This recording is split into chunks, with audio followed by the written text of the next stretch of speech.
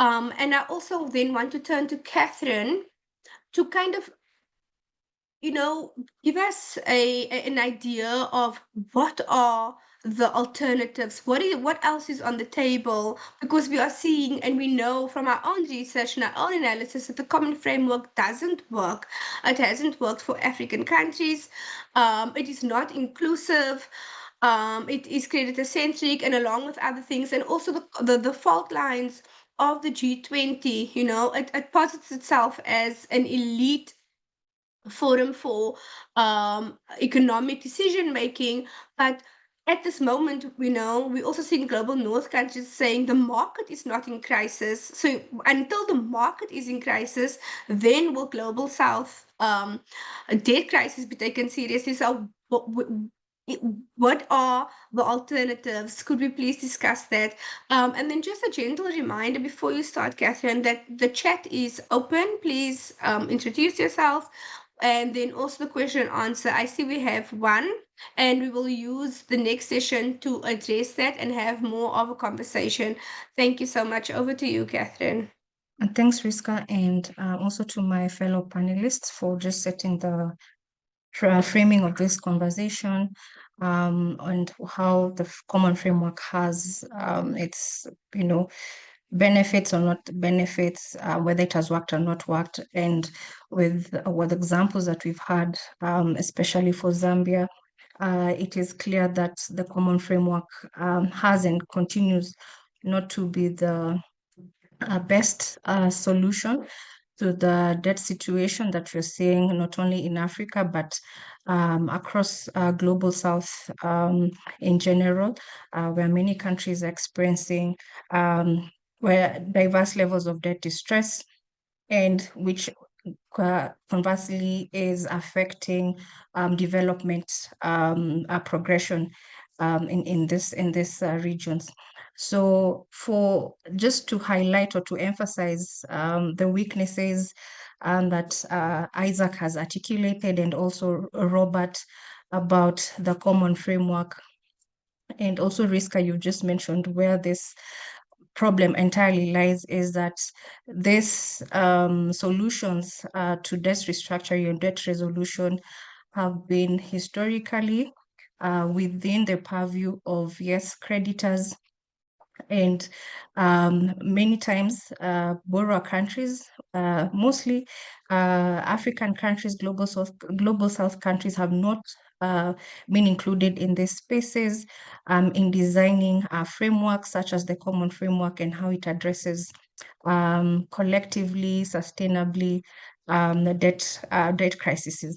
So as it has been outlined, like I just point out the 5 common problems that we've seen across the common framework, and that there's nothing common about it in terms of the type of creditors, that it has a diverse scope of creditors, and which has now been the problem, because each creditor has their own terms of engagement. For example, bilateral creditors, they want a treatment on concessional terms, while private creditors are mostly not convinced whether they'll get incentives by participating in the common framework, because in their view, it would mean foregoing payments. Of course, private creditors, their main intention is to provide profits for their shareholders. So going into such restructuring would mean that maybe the companies are not performing and will send the wrong signal to shareholders. So there's nothing common about the common framework in that sense, and that we've seen it has not provided a complete relief. As Robert has actually pointed out, that even though they have finalized the restructuring under the common framework, still they're expecting to enter into an IMF program.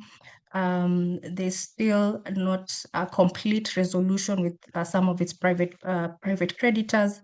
So in its essence, the common framework has not provided relief, complete relief, and it's limited in the sense that also a majority of African countries, their credit is with private creditors, whereas the common framework is skewed to favor bilateral creditors.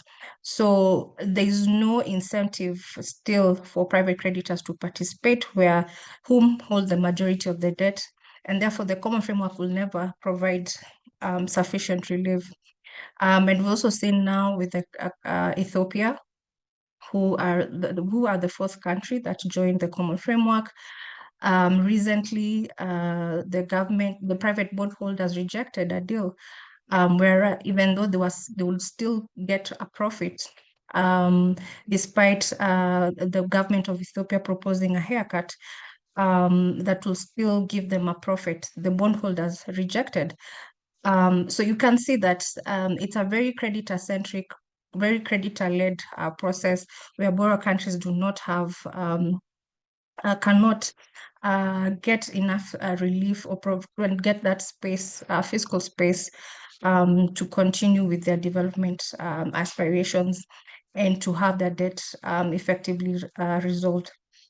And we've also seen the issue of credit or downgrades across all the four countries, Zambia, Chad, Ghana, Ethiopia, Zambia. They did have their credit ratings were downgraded, which, for example, in Zambia, it effectively locked them out of international market, which is a loss in its sense, because whereas the option is not to enter international markets, but it locks them out of financing or accessing financing that would help them get more resources to restructure the economies. And then maybe the last point on why then we need to move to a new framework is that whereas the common framework provides relief only, or it's eligible for lower middle income countries, it locks out a very big, huge chunk of countries, lower middle income countries, who are actually in debt distress. For example, Egypt and Tunisia. In the case of Egypt, they're actually spending over 60% of their budget in debt financing. So the common framework, where it's only exclusive for lower income countries, it's locking out a significant portion of countries that are in need of relief, just only because they're categorized as middle income countries. And in that sense, it means the common framework only covers public and publicly guaranteed debt, and leaves other components that contribute to the debt distress aspects, including contingent liabilities. So in that sense, seeing that common framework or this debt resolution mechanisms have been within the purview of institutions that are not formally did not have binding rules of restructuring, is not inclusive of all creditors, but also it's a very creditor-led process where borrower countries are at the mercy of creditors. Then there's a need for another alternative where debt can be resolved sustainably, but also can prevent future debt crises. So AFRODAD, together with other civil society organizations, excuse me, for a long time have been advocating for a debt resolution under the UN framework, or under the UN, under the auspices of the United Nations. And this is because the United Nations is the only democratic space where borrower countries and creditor countries have a vote or have the opportunity to make decisions on how debt restructuring or debt resolution can be done. And unlike non-democratic spaces like the G20, the IMF, the Paris Club, etc. So having a framework or rather debt restructure within the United Nations would mean having global consensus on the rules, the principles, the structures that will ensure fair and efficient multilateral debt crisis prevention and eventual resolution. and how this we have positioned or have been advocating, especially in this year, following the fourth financing for development conference, is that we were pushing for a language to begin an intergovernmental process to have a legally binding framework that will encompass a global consensus on the statutory reforms, rules, principles, and even structures that are necessary to deal with responsible lending and prevention. And with the advocacy efforts that we did through not only AFRODAD, we had other debt movements in the global south, in the Latin America through our partner organizations like LatinDad. We had partners in global north like Eurodad, Debt Justice, pushing for this language to be incorporated in the outcome document of the Fourth Financing Development Conference. We did have progressive language in that sense, whereas it did not entirely bring out the aspect of binding resolution.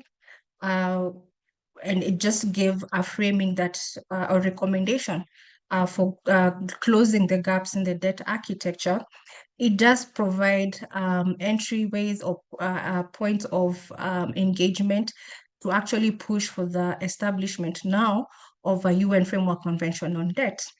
And this is a convention that can be negotiated and agreed by all members. Like I mentioned, the mere fact that the United Nations is the only democratic space where every country has a voice in creating decisions and resolutions that are binding.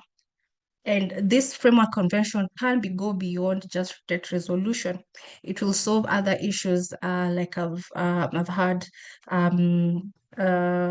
Isaac mentioning of responsible lending, where there are frameworks or mechanisms will be instituted to ensure that we don't have, for example, private creditors entering deals with governments without public participation, parliamentary oversight, or any forms of legal transparency loopholes that would lead to aspects of, for example, illegitimate debt or odious debt, right? And that all debt processes will be done in a binding and transparent manner. So, with this UN Framework Convention, it is viewed to be a convention that or a framework that is binding to all creditors, to all borrowers, and most of all, it will be a process that has mechanisms to provide or to prevent future debt crises that you've seen cycles of, especially within Africa, but also many global South countries. So for us, we believe that we should be pushing in the coming years for the establishment of this UN convention. The language is there, and research has been provided on what the principles should be included to have a very comprehensive convention that will ensure better resolution mechanisms